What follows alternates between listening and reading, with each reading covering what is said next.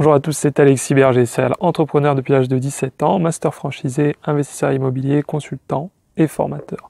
Aujourd'hui, dans cette nouvelle vidéo, nous allons voir qu'est-ce que la master franchise. Eh bien, un master franchisé, c'est tout simplement un sous-franchiseur. C'est-à-dire qu'il va se retrouver entre le franchiseur et les franchisés. Alors, dans quel cas une enseigne décide de mettre en place une master franchise? Le plus souvent, ça sera des enseignes étrangères, d'accord?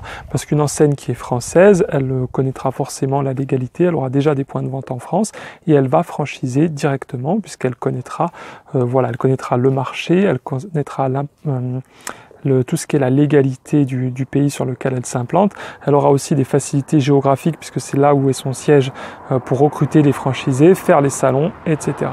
Par contre, si une enseigne veut s'installer à l'étranger, imaginez par exemple une enseigne américaine qui veut s'installer en France, dans ce cas-là, ils vont avoir un certain intérêt à trouver un master franchisé. Alors pourquoi? Tout simplement pour des questions de coût, parce que si l'enseigne est américaine et qu'elle veut se développer en France et qu'elle veut le faire directement, eh bien elle va devoir créer une structure juridique française, elle va devoir recruter des gens en France, elle va donc devoir aussi se déplacer, vérifier, monter toute une équipe pour ensuite recruter des franchisés. Tandis que si elle trouve un partenaire local français déjà implanté sur le territoire, qui a la possibilité, lui, de réaliser tout ça, eh bien, ça lui coûtera beaucoup moins d'argent et ça sera aussi probablement beaucoup plus rapide.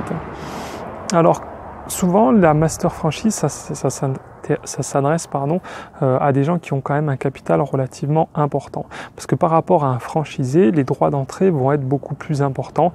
Normalement, ça sera plusieurs centaines de milliers d'euros. Mais c'est normal parce que la zone géographique concédée, souvent un franchisé, on va lui accorder par exemple soit une petite ville. Dans les grandes villes, ça sera uniquement par exemple un arrondissement ou même encore plus petit si on parle de zones comme Paris.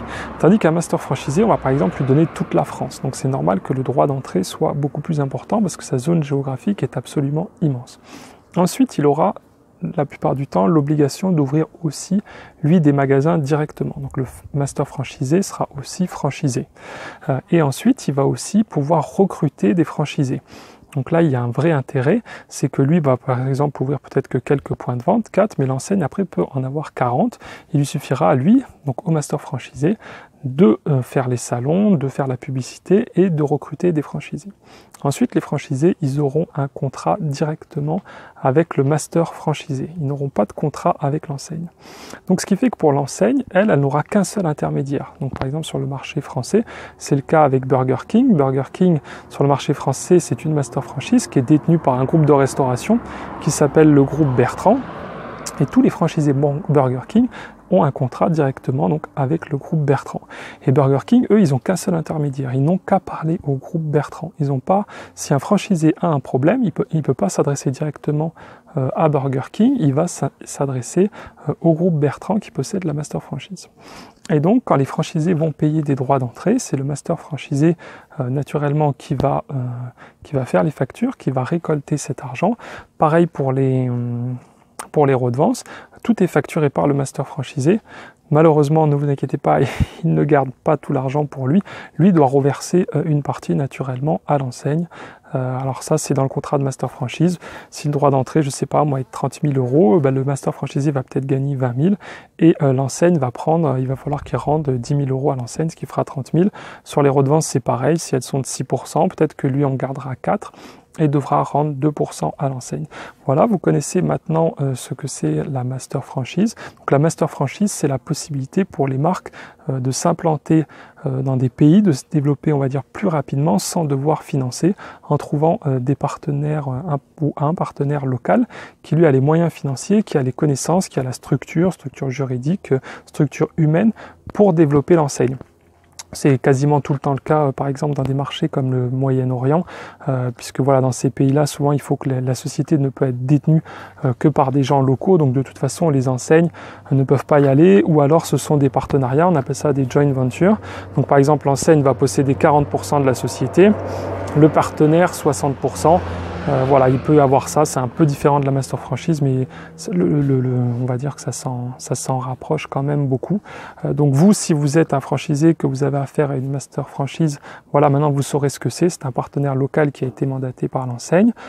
Ensuite, si vous voulez devenir master franchiseur, sachez que ça peut être aussi un très bon investissement, ça peut être quelque chose de très intéressant, mais naturellement ça demande des moyens humains et financiers beaucoup plus importants, parce que là l'avantage c'est qu'au lieu d'ouvrir vous quelques magasins, je sais pas moi, 1, 2, 3, là voilà, vous pouvez ouvrir 1, 2, 3, mais aussi trouver des franchisés et créer un vrai réseau, et comme je l'ai dit, vous touchez une partie des redevances, donc ça peut aussi, voilà, ça augmente aussi vos gains, même si ça augmente aussi votre travail, et vous devenez vraiment un gros partenaire, et forcément le jour où si un jour vous voulez revendre, il y a aussi, c'est déjà arrivé plusieurs fois que les enseignes, après, si le réseau est bien développé par leur master franchisé, l'enseigne veut racheter le réseau, racheter la master franchise, donc ça peut être un très bon investissement, la master franchise. Par contre, ça sera à chaque fois des concepts venus, voilà, si vous êtes en France, comme je l'ai dit, des concepts, n'importe où vous êtes d'ailleurs, c'est des concepts venus de l'étranger. Voilà, il n'y a pas d'enseigne qui a intérêt, quand elle est issue d'un pays, qu'elle connaît le pays, elle ne va pas confier le développement à quelqu'un d'autre alors qu'elle est sur place. Donc voilà, c'est vraiment pour les développements, voilà, comme Burger King, ils sont à l'étranger. Je sais que c'était une enseigne de pizza, je ne sais plus laquelle, mais pareil, se développer en master franchise. Enfin, il y a pas mal d'enseignes qui le font dans la restauration et autres, dès qu'on est sur des choses un petit peu importantes. Voilà, ben j'espère en tout cas que cette vidéo vous a plu. N'hésitez pas à mettre un pouce bleu, un commentaire, à la partager. Et comme toujours, en ce moment, je vous offre mon guide de la réussite en franchise et dans l'entrepreneuriat. C'est totalement gratuit. Je vous invite vraiment à le télécharger. Il apparaît sur le lien qui apparaît ici en ce moment à l'écran. Mais vous pouvez aussi le trouver dans la description de la vidéo. Je vous dis à très bientôt. Ciao, ciao.